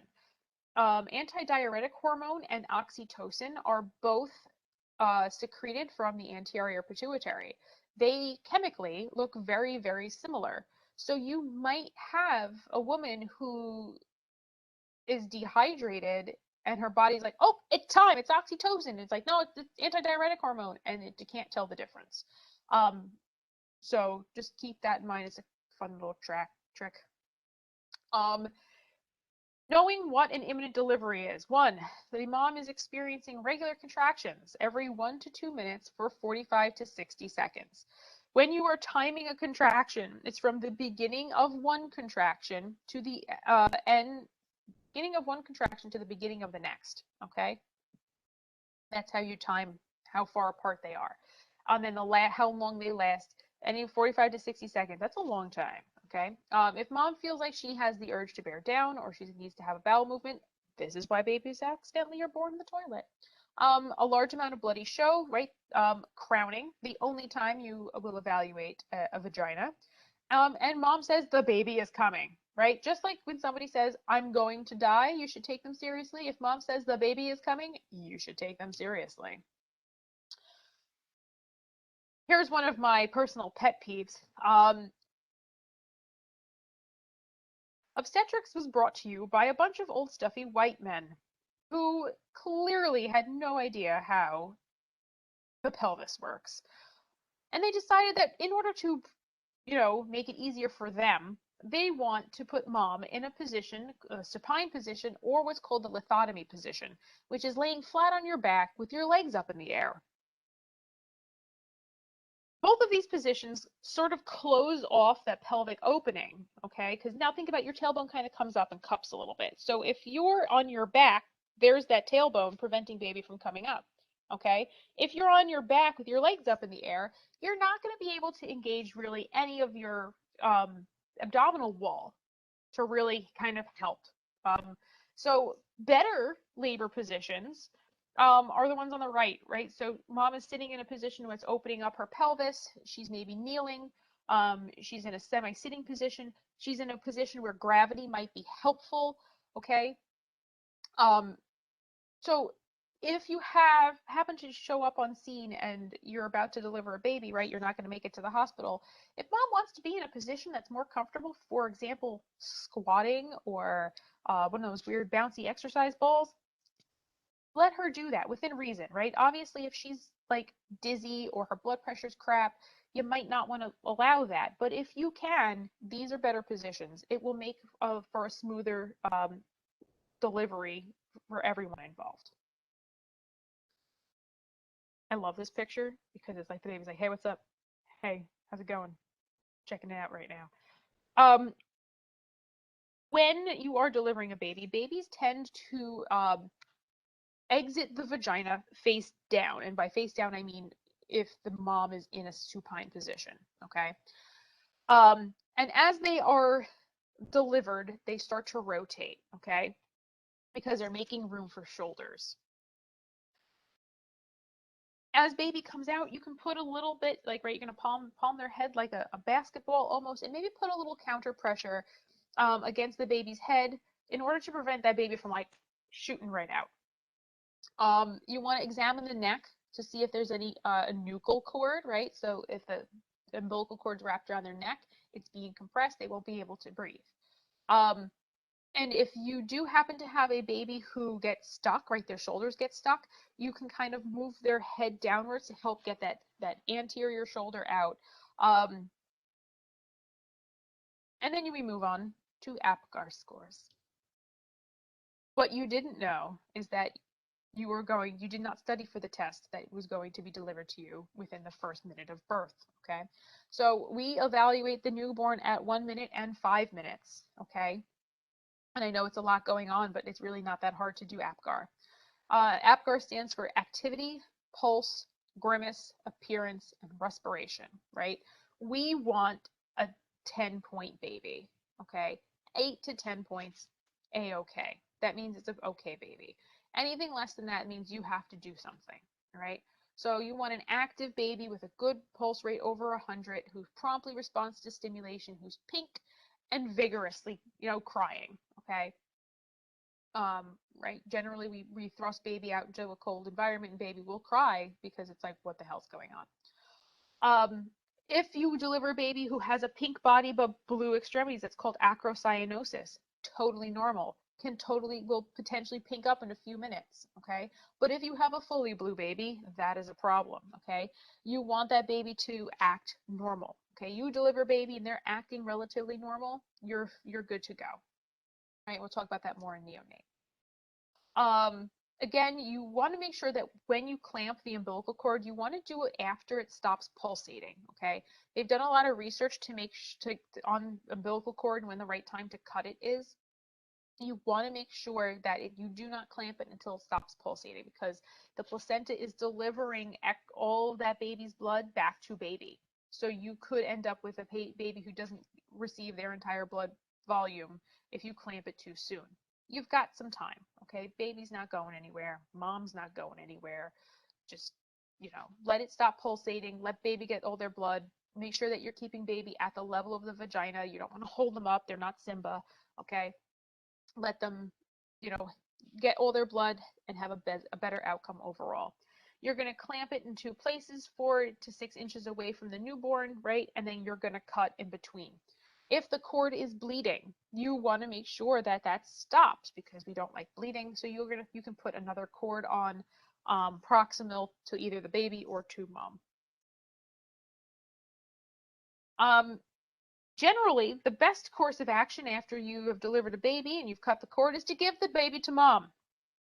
Kind of what she wants. She waited 9 long months to meet this thing, and she just grew. Let her have the kid. All right. Skin-to-skin contact is the best, right? But again, babies are not the cleanest looking things when they come out, so mom might not be like 100% ready for that. But you want the skin-on-skin contact is good. You want mom to breastfeed if possible, because that releases that oxytocin again and helps improve that clamping down, the contraction of the uterus to reduce hemorrhaging. And usually the placenta will show up about 20 minutes after the baby does. You do not pull on the umbilical cord to expedite the delivery of a placenta. You can cause all sorts of issues. You want to make sure that you bring that full placenta with you, because you want to make sure the whole thing has been delivered. There's a lot of women who maybe a piece of placenta stays inside their uterus and they end up with hemorrhage issues or infection issues. Let the hospital evaluate to make sure that there's no further procedure that needs to be taken. Then we have a cephalopelvic disproportion, okay? So this is the head is too big for the pelvis. With the rise in C-sections, we've seen a number of babies who genetically would not have survived, and therefore we've kind of screwed up evolution. Okay, so basically, back in the day before we had C-sections, a baby with a big head would get stuck in the birth canal and would die and bring mom down with them. Okay, and then that genetic material would not pass on to the next generation. But now we're over here like, my doctor has a tea time at 2 o'clock. I'm getting a C-section at noon. So it doesn't matter. Those genes are being passed on. So there is the possibility that mom might need a C-section because his baby got a big old head, but is an out of hospital situation. So keep that in mind. Other presentation problems you might experience: face presentation. The baby's head, instead of coming straight down, the baby ends up like this. Okay, it puts a lot of pressure on the baby's neck and can cause an issue. Same thing with brow. Instead of having the top of their head, you have here, so they might have an issue getting out of the birth canal. Breech, right? Feet first. This is not a water slide child. You should be the other way. And shoulder, right? Shoulder is not going to go anywhere. Shoulder should probably have a C-section, or a midwife might reach up and move the baby, which in my opinion is also kind of creepy. We're not going to do this. We don't do this. It's called the McRoberts maneuver. Punch them right in the uterus. Basically, if the shoulders get stuck, there's two maneuvers that we can do. We do not do these maneuvers. We let someone who has more school debt than us do that. A breech presentation is anything that's not the head, right? So it's usually feet. We like to elevate the hips if the baby is a breech presentation. Sometimes they'll come out nice and easy. Sometimes they will not. But the problem with that is the baby's not necessarily getting oxygenated if the labor is prolonged, because you want to have that head out first. You're not doing that. All right. Umbilical cord prolapse. One sec.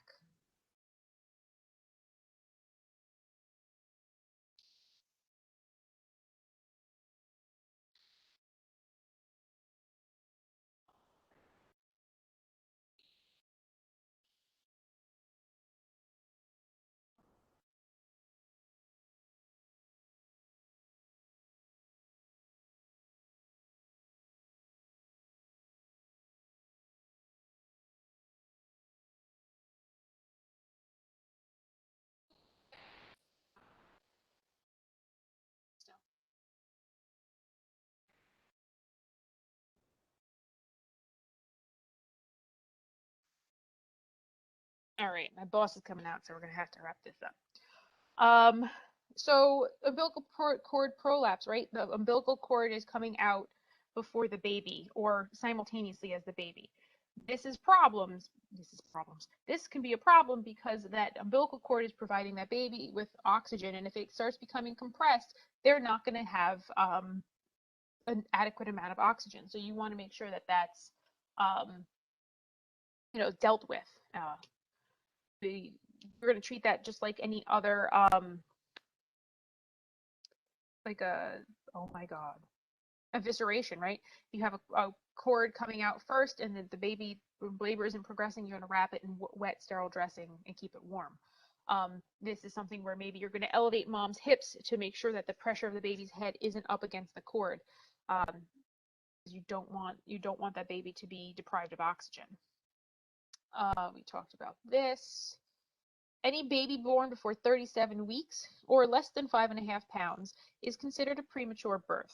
The problem is you want to make sure that this baby is warm. If you see this baby right here, they don't have that like cheruby, chubby kind of vibe that most babies have, because they haven't put on that extra weight yet, because they're not fully cooked. Okay. There's a number of different agents that could be used to inhibit labor. We can use right now is fluids, okay? But in a hospital, there's a number of other things that they might use to try to make sure that mom doesn't give birth prematurely.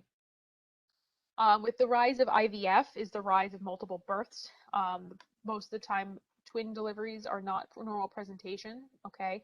And babies from multiple births tend to be smaller. They don't usually make it to full term, and they don't usually make it to full term weight, okay? So there's a lot of issues surrounding that, but twin presentations can be completely normal without IVF. Usually it runs in families. You can have one or two placentas, depending on how the egg has divided, or if it's fraternal twins. So number of different things that you might see. There is a possibility. This is why we don't pull on the umbilical cord. You don't want to accidentally create a uterine inversion. Okay, so this is when the uterus comes out with the baby. This has a pretty decent maternal mortality rate because of hemorrhage. The problem is once that uterus passes through the cervix starts to create like a constricting band around it, causing the blood to get stuck in the uterus, and it gets more and more swollen. Okay, and then it just starts to become it reduces it gets the blood flow gets reduced so severely that it can turn gangrenous and infarct. Postpartum issues. Anything more than 500 milliliters of blood loss within the first 24 hours after delivery. There's 4 reasons that you might see postpartum hemorrhage. One is uterine atony, right? The muscle tone in the uterus is lost. Tissue, right? We talked about this. If the placenta isn't fully expelled, it can create essentially just an open wound inside the uterus and cause a lot of bleeding. Trauma, any sort of laceration or rupture of the uterus, or thrombin or coagulopathy. Okay, so if the mom has thrombocytopenia beforehand, she's not going to clot well. Okay, now you have to remember that women will have a significant amount of bleeding after giving birth, so this might go unrecognized, especially if mom is a first-time mom and not really knowing how much blood she should be passing. All right, so just have a high level of suspicion for this situation. So one of the things that they suggest is a fundal massage. That is an extremely painful procedure. It requires a lot of elbow grease, and you're really getting in there and you're essentially punching the top of the uterus to kind of cause it to contract. Breastfeeding is a much easier, much simpler way to make the uterus contract because it releases oxytocin. And this is also why they tend to administer moms oxytocin while they're in the hospital. Fluid embolism, okay, it usually presents similarly to a pulmonary embolism, but is usually around the time of delivery. So basically a bit of amniotic fluid gets into maternal circulation and ends up wedged inside of the pulmonary vasculature. Again, same kind of presentation as you would see for a pulmonary embolism, just surrounding. You should have a high level of suspicion for this when it's around childbirth. Postpartum depression, probably one of the most underdiagnosed and underrecognized problems postpartum. A lot of the times women should be excited about having a baby, okay, right? They are trying to. The problem is the hormone swings can cause a lot of issues in regards to the brain chemistry. So they're experiencing serious depression, but it's not necessarily because they have depression. It's postpartum related. It may or may not get better, but the problem is they are not happy about the pregnancy. They don't want to bond with the baby. They have thoughts of hurting themselves or the baby, or both. First-time moms are at a higher risk than other moms, but again, who knows how accurate a lot of these figures are, because a lot of women don't ever seek professional treatment because we still have such a horrible stigmatization around mental health in this country. For the most part, babies are really well protected by the amniotic fluid during pregnancy. Penetrating trauma is the most common cause of traumatic fetal death. And any sort of trauma that interrupts the blood flow from mom to the placenta or the fetus is going to be really troublesome for the fetus. Remember, when you are dealing with a pregnant woman, you are dealing with 2 patients. So you need to make sure that mom is oxygenated and mom's blood pressure is supported, because then you're treating baby as well. Decelerations are usually not something that we can pick up in the field. We don't have the correct equipment, but it is usually an indicator of fetal distress. Basically, when mom is going through either a contraction or the mom is hypoxic, the fetus's heart rate will start to decrease. Okay. It can be caused by umbilical cord compression or hypoxia or all sorts of other issues. Again, we are not necessarily equipped in the field to identify and monitor decelerations. We talked about this already, right? Moms have all sorts of balance issues because of this massive, like 25-pound weight right in the front of their body. Their pelvis is widening, their joints are looser, and pregnant women are at an increased risk for domestic violence. Okay. They are MVAs also. So if you look at the picture on the bottom, there's actually a little thing that you can put on the car seat to make sure that the lap belt doesn't go across the abdomen, because that can cause serious injury to the baby in an MVA.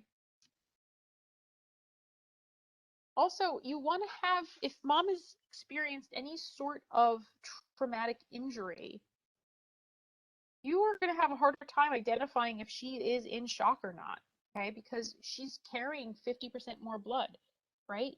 50% more plasma, 30% more blood. She's going to hold on a baseline blood pressure a lot longer than, your standard female. They actually have, I don't know if my face is in the way. They have a way to calculate in pregnant women, the shock index is a much more accurate way to determine if she is in shock. It is the heart rate divided by the systolic blood pressure. If there is a number that's higher than 0.7, it is highly indicative that that woman is in shock, because hypotension, again, is not super accurate. Face back over here. All right, so we talked about this already. Do not transport pregnant women supine. Left lateral recumbent is kind of where you want to be. It's just more safe for the baby. Keep them off the inferior vena cava. Any sort of injury, pregnant women should be transported to a trauma center. That seems like relative common sense to me. If there is cardiac arrest during pregnancy, you'll see here that there's actually, he's displacing the baby off to the side, because you still need to make sure that you're delivering chest compressions appropriately. So you do need to have mom supine to a certain extent, but you might need to tilt and relieve off the vena cava. The vena cava does run up the right side of the body, so you want to displace the baby to the left. Bow chaps. It's in your textbook, I think. We like to add mnemonics for everything, but there's possibilities of some of the different cardiac arrest possibilities in pregnancy, right? We usually do the H's and T's for standard cardiac arrest. Pregnancy, we add a few, bleeding, eclampsia, et cetera, et cetera.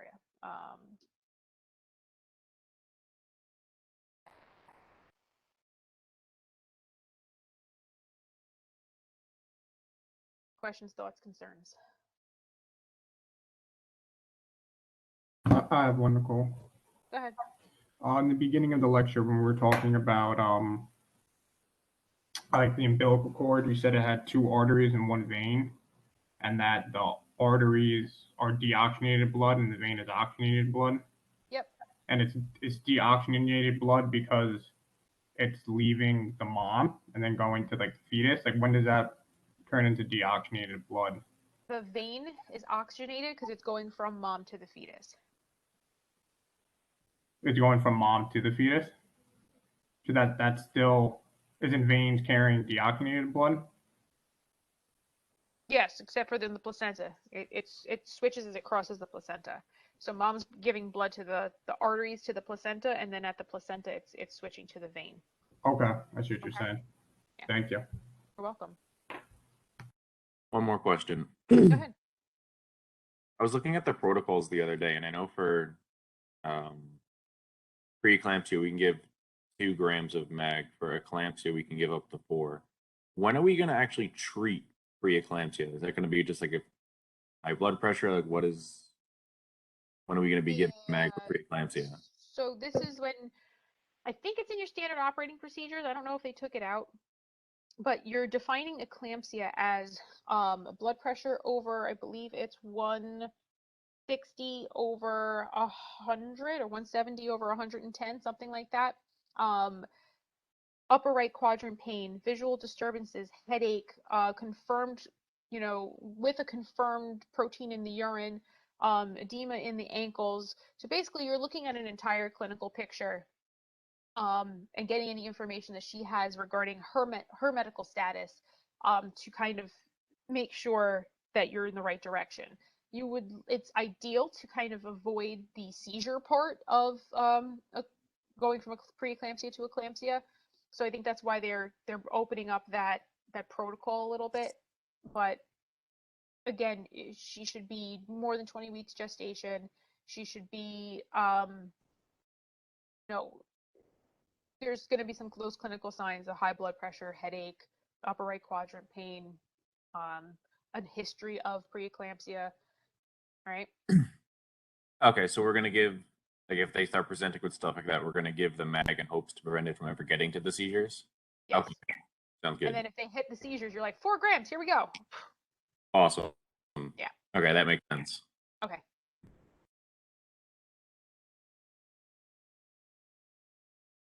Any other questions?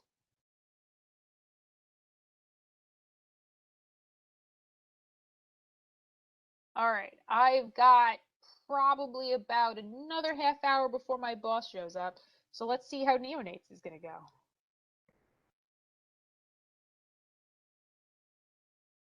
Not well. There's a lot of tabs here. Let's see. 74 tabs. All right, well, we'll give it a shot. You ready? We're going to have to pick this up in the next lecture, but it should be good.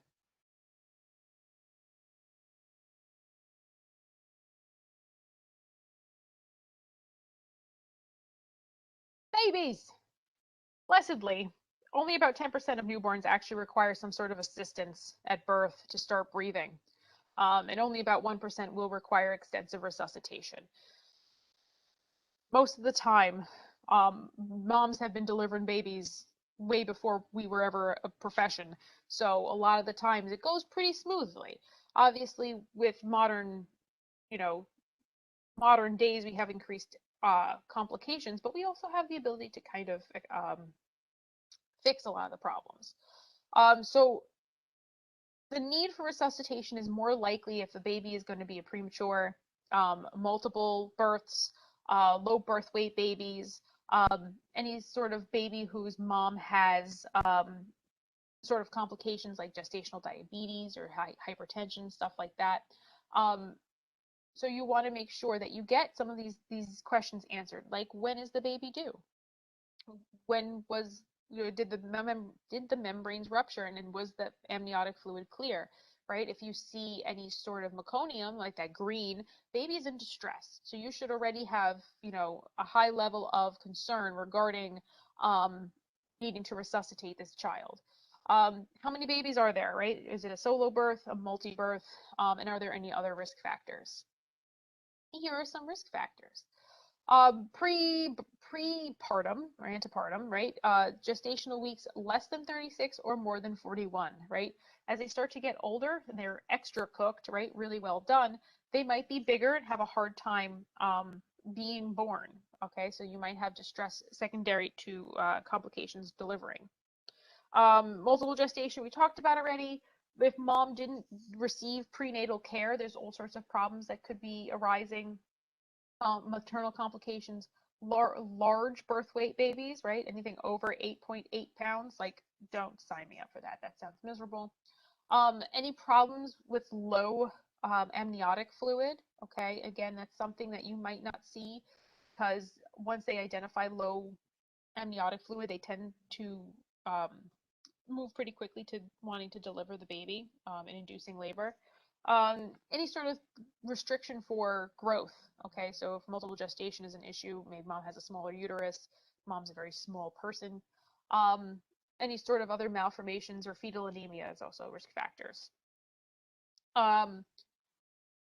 During delivery, right, any meconium stain amniotic fluid, if mom is a narcotics user, okay, baby's going to potentially need resuscitation because those narcotics are going to go right over into their bloodstream as well. So they might be depressed, have respiratory depression during that situation. Prolapse cord, placenta abruption, placenta previa, any of those things, any abnormal presentation or that shoulder dystocia, okay, any of those things might also cause the need for resuscitation.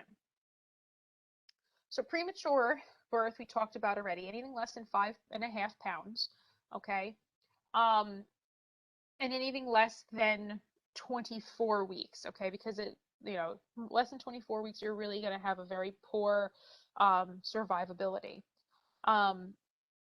Because baby is not going to be as well formed, they have increased risk for long-term life issues. About 24 weeks is when the lungs are starting to become developed. The lungs are the last things in the baby to be developed properly. So they're going to have respiratory issues, which means that if you need to resuscitate this baby, you might need to be extremely careful when you are ventilating them. Right, so respiratory depression is going to be the number one complication or increased risk, because you want to make sure that their little tiny lungs are ready to go. They might not have that drive, they might not have that muscle tone to get a good respirations. Okay, keeping them warm. It's also right. The premature babies don't have that chubby baby insulation. They're going to get cold really fast. And their blood sugar is very, very possible that it's going to drop pretty quickly upon birth, okay, because they're not getting any glucose from mom anymore. They have to kind of sustain on their own, and they're not necessarily ready for that. During birth, okay, when the baby passes through the vaginal canal, that compression starts to actually push the amniotic fluid out of the lungs.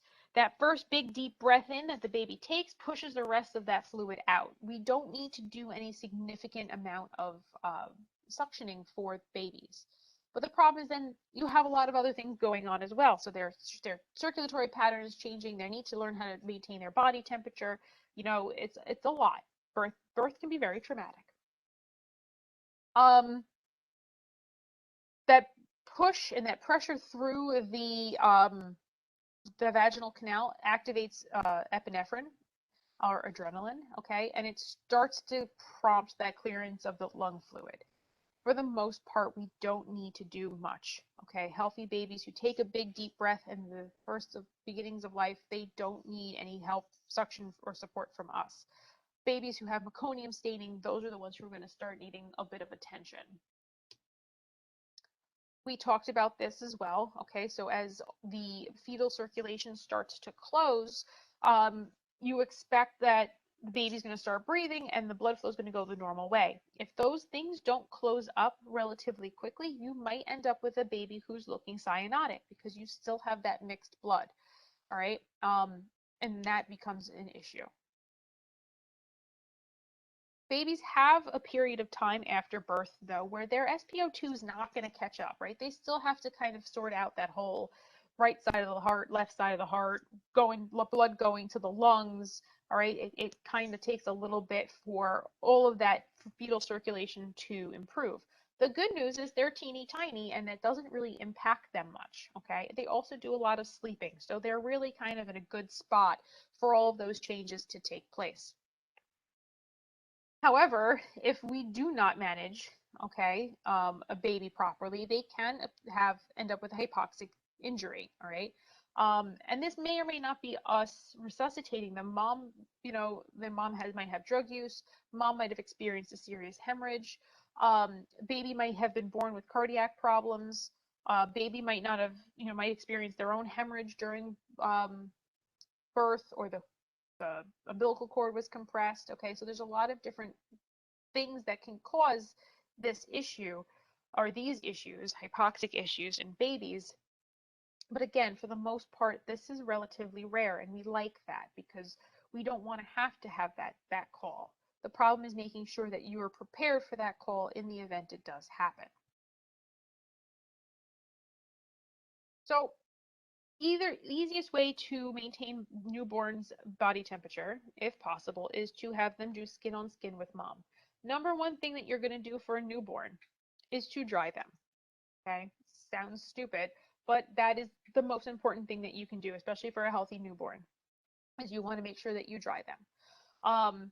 They don't have the muscle tone and the fat stores that we as adults do. Okay, so they're not going to shiver properly. They're not going to be able to maintain that body temperature. And they're also they came from a 98.6 degree temperature to room temperature, and they're wet. Okay, they're going to be grumpy. So they're going to lose heat fast. You need to make sure that you dry them nicely, and then maybe wrap them up in the bunting. A lot of places aren't carrying the bunting anymore, which makes me sad, because there's nothing quite as fantastic as handing over a hot potato baby burrito to mom, and they're wrapped up like snacks, right? So you want to make sure that you do maintain the baby's body temperature, because as they start to have to use metabolism and stuff on their own, they become at an increased risk for acidosis, bradycardia, hypoglycemia, hypoxia. Okay, so just dry them, bundle them, hand them to mom. Skin to skin, ideal. In case you weren't concerned about delivering a baby, you have about a minute to make sure that this newborn's needs are met, okay? And yes, it is going to be like one of those, oh my God, what are we doing kind of thing, especially the first time you do it. You want to make sure that that baby is breathing well, or you're ventilating them, which means that if you know that you're going to be delivering a baby, that you set yourself up. Open up that neonate, BVM. Have the oxygen nearby. Have your OB kit nearby. Be prepared to do the things that are going to be necessary if in the event that this baby isn't breathing well upon delivery, that you can take care of it. So we're doing our APGAR score right from the beginning, and that means that we're going to initially do our initial evaluation. Is the baby to term, which means, okay, are they fully formed? Are they relatively of the adequate body weight that you're expecting? Do they have good tone? Okay, right? They should be doing like this, and they should be crying, or at the very least breathing. There's some babies who are really chill when they're born. They're like, hey, what's up? I've been born. I'm not going to cry yet. I'm just going to investigate what's going on. All right? So make sure that you're taking part in looking at the baby when it's first born. Okay? If the baby is crying in good color, good tone, right? Doing baby things, dry them off, and then give them to mom, okay? If they are not, you are going to do a little bit more, okay? So your initial steps of stabilization for the baby is to warm them, dry them, and stimulate them. You may or may not need to suction them, okay? If their airway appears to be clear, you don't necessarily have to, but sometimes the suction of the bulb syringe in their mouth prompts them to cry, okay? So that will help open up those lungs and breathe a little bit better. If that doesn't help, if that doesn't start moving, you're going to start ventilating or oxygenating. First thing you're going to do is just some blow by oxygen to see if that perks the baby up. Maybe you're going to provide a few ventilations, okay? If that isn't working and their pulse rate is too slow and they're still not responding, even if they do have a pulse, you are going to initiate chest compressions, okay? Hopefully you never get to the part where you're administering epi, okay, and/or volume. By volume, we need 20 milliliters per kilogram of normal saline, okay?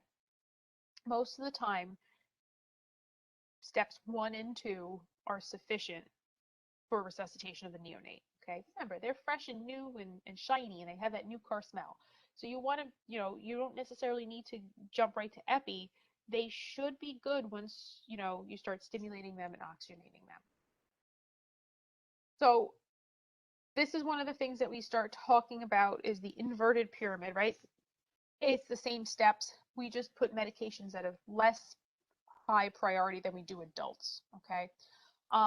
And really, everything that we're doing for a neonate, most everything is a BLS skill, okay? You should hopefully never be getting to advanced life support portions of neonate resuscitation, because you want that baby to be healthy. You want that stimulation to be helpful, oxygenation, all that stuff.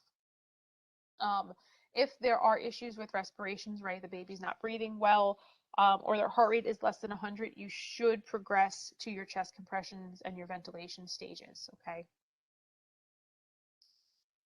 Again, babies and children are not little adults. They have completely different airways.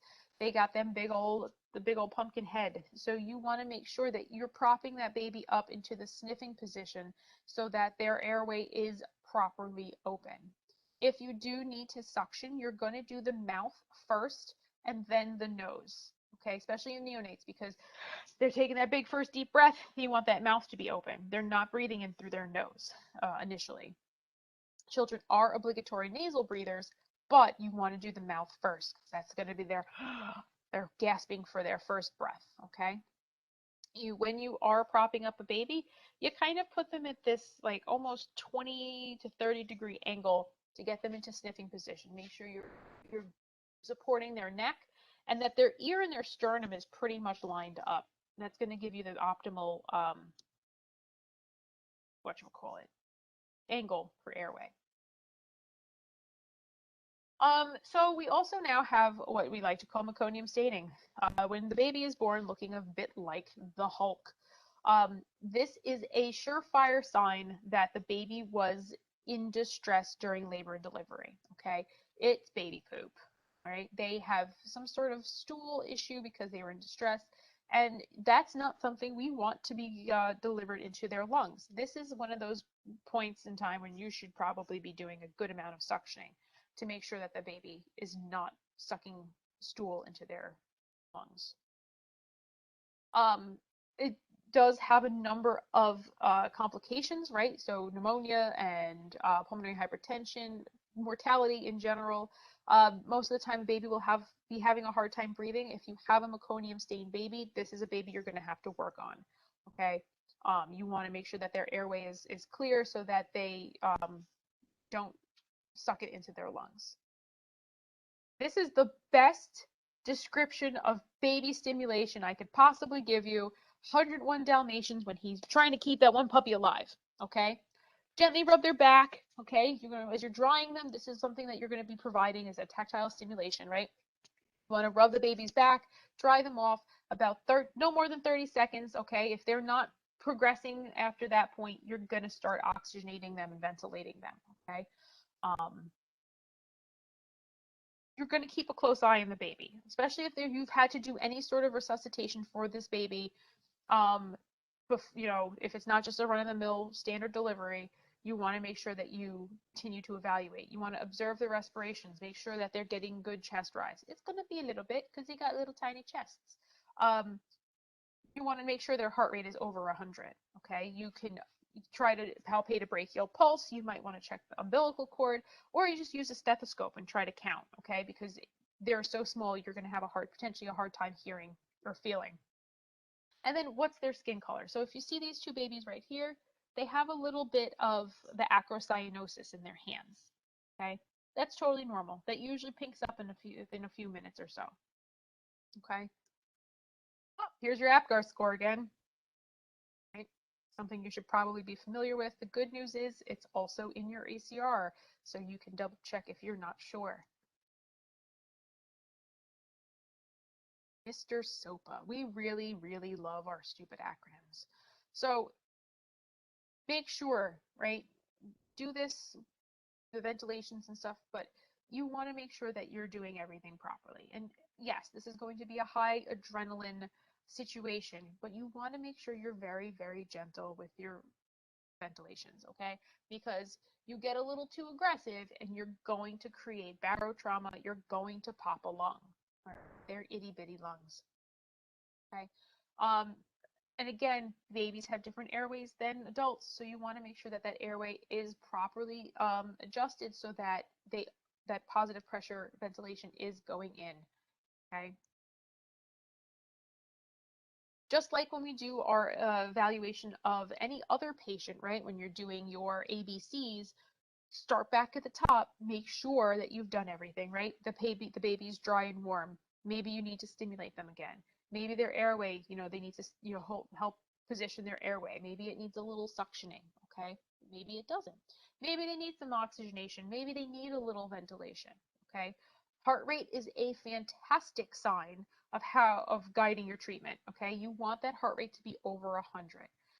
SpO2 can be helpful, but again, remember, it can take up to 10 minutes for that pulse, that SpO2 to start adjusting after fetal circulation is changed. So if you have now warmed your baby, dried the baby, stimulated the baby, and done a little bit of blow-by oxygen and they're not improving, this is when you're going to start ventilating, okay? So you can start with room air, which is fine, okay? It's more about making sure the air is going in.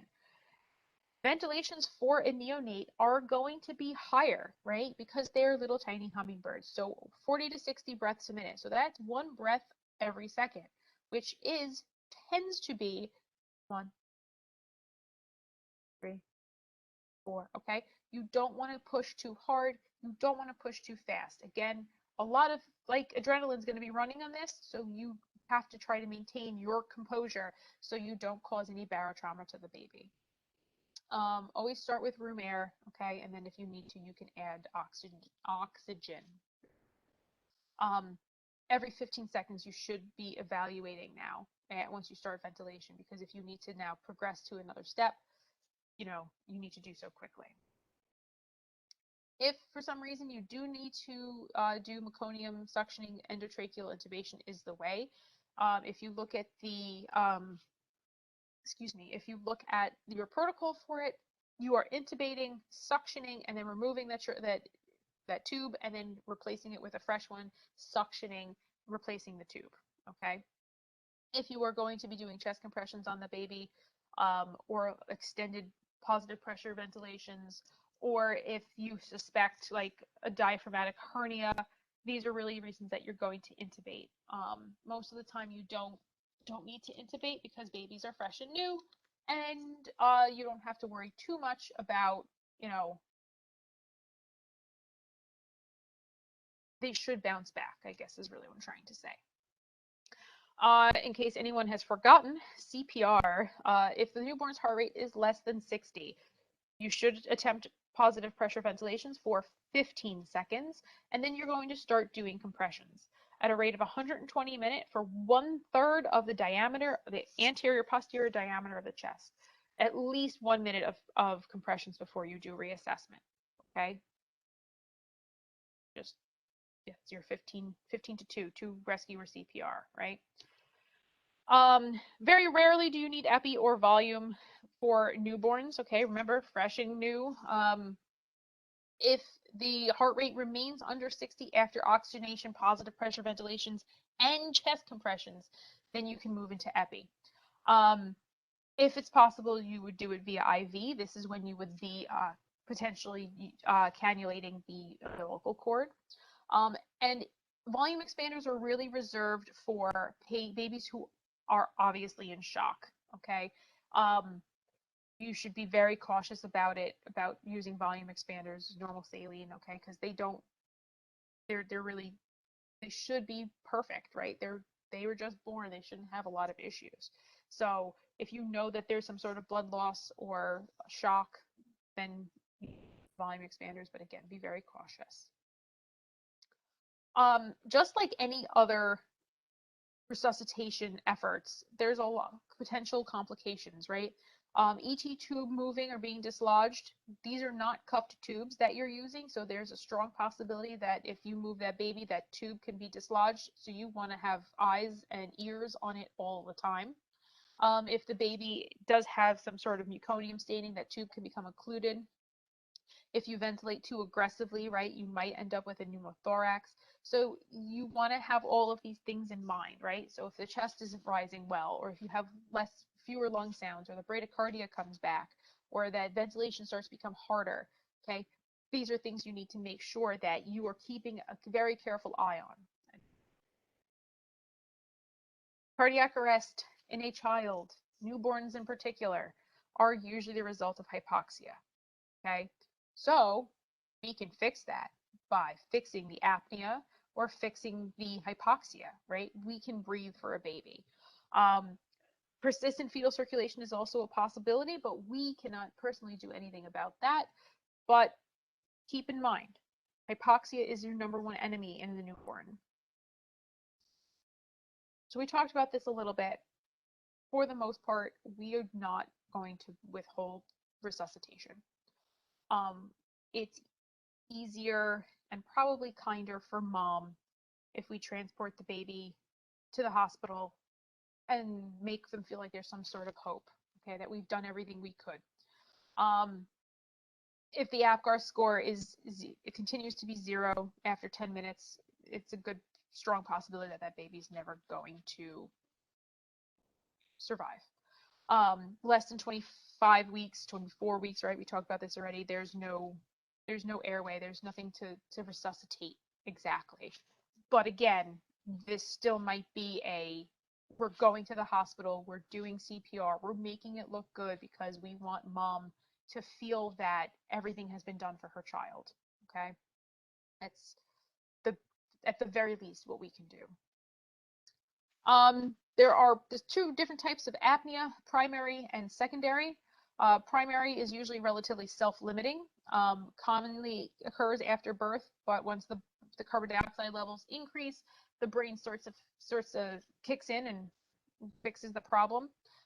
Secondary is any apnea that's longer than 20 seconds without spontaneous breathing and is usually caused by something else. Maternal narcotics, prolonged labor and delivery, sepsis, okay, a number of different things that can cause apnea in the newborn. If you correct bradycardia, which is in an infant, a newborn, is less than 100 beats a minute, you can fix it, which is fantastic. Do not prolong suction. You want to make sure you're ventilating adequately. Remember, the vagal tone is really strong in babies, so anything you put in their mouth, the back of their mouth, can cause bradycardia. So just be very careful. This is why we minimize our suctioning. Premature babies, most commonly the ones who are experiencing respiratory distress and cyanosis. And in less than 30 weeks, less than 2.5 pounds. Okay, they have very, very tiny baby lungs, and they don't have a great control of their respiratory center in their brain. So lots of potential complications in that realm. Birth defects, cystic fibrosis, hypertension, heart disease, congenital problems, all sorts of other things can cause respiratory distress and cyanosis as well. But we're going to kind of end up treating it all the same way, right? We're going to make sure that we're ventilating the patient, oxygenating them adequately. We very rarely will see, hopefully, very rarely will see hypovolemia in a neonate. Okay, this may occur in trauma, right, where the patient might have hemorrhage. Hopefully, you're not seeing a septic newborn that was, just born. Dehydration, okay. This is your baby will look sick, but you might not be able to detect any changes in their vital signs. Okay, so have a high level of suspicion, especially if baby looks really sick, is cool pale, really tachycardic, delayed capillary refill. Remember, capillary refill is most accurate in infants. In infants, all right, or in newborns, seizures are usually a sign of some sort of serious underlying abnormality, okay? This is a pathologic, neonates don't have seizures, okay? It's either a cardiac, pulmonary, or a metabolic issue, all right? Remember that babies born to diabetic moms might become hypoglycemic, so you should be considering that as a possibility, okay, if the baby is seizing. There's no such thing as like a febrile seizure in a newborn, all right? They shouldn't be there. They should be pretty healthy, clean, and new. We do not carry phenobarbital in this region, so benzos might be necessary. But again, that might end up being a medical control call to make sure that, you're providing the right,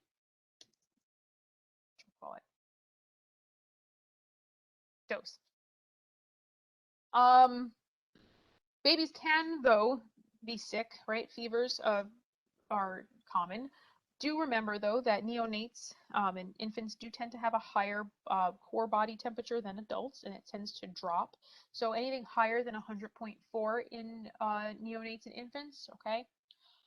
Most of the time, it's a viral or bacterial infection. Neonatal sepsis is always a possibility. Dehydration is always an issue. So you want to make sure, right? This is when you're asking mom, well, how many diapers have they used today? Or how many, are they crying? Do they make tears when they cry? Maternal prenatal history, right? If mom was sick, there's a right around labor and delivery, there's a possibility baby has picked something up from her. Just like in adults, hypothermia can be a sign of sepsis as well. But remember, they need to stay warm. If their core body temperature falls below 95 degrees, that can be fatal. You should be pretty good at picking up what a chilly baby looks like, right? They're going to be pale. They're going to be cool to the touch. As they start getting colder, their heart rate's going to start falling. Okay, so that's something that you want to make sure that you keep in mind. Remember, increased surface to volume ratio. They don't have the muscle mass to shiver, and they don't have necessarily the ability to be like, I'm going to go put on a sweater. Hypoglycemia is your marker is a little bit different when it's kids. Or neonates, full-born is 40 milligrams per deciliter, right? Adults were at 60, and preemies can be 30. So there's a number of different ways that they might present, like twitchings and seizures, irritability, patients crying and not acting right. If you're going to check blood sugar in a neonate, you should be using the heel, okay? Not a finger. You need to get a little bit better blood. Vomiting, diarrhea, right? There's high possibility of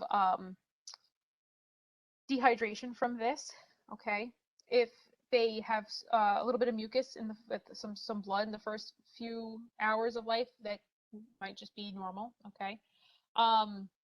Most of the time, babies will have about 5 to 6 stool movements or bowel movements a day, especially if they're breastfed, okay?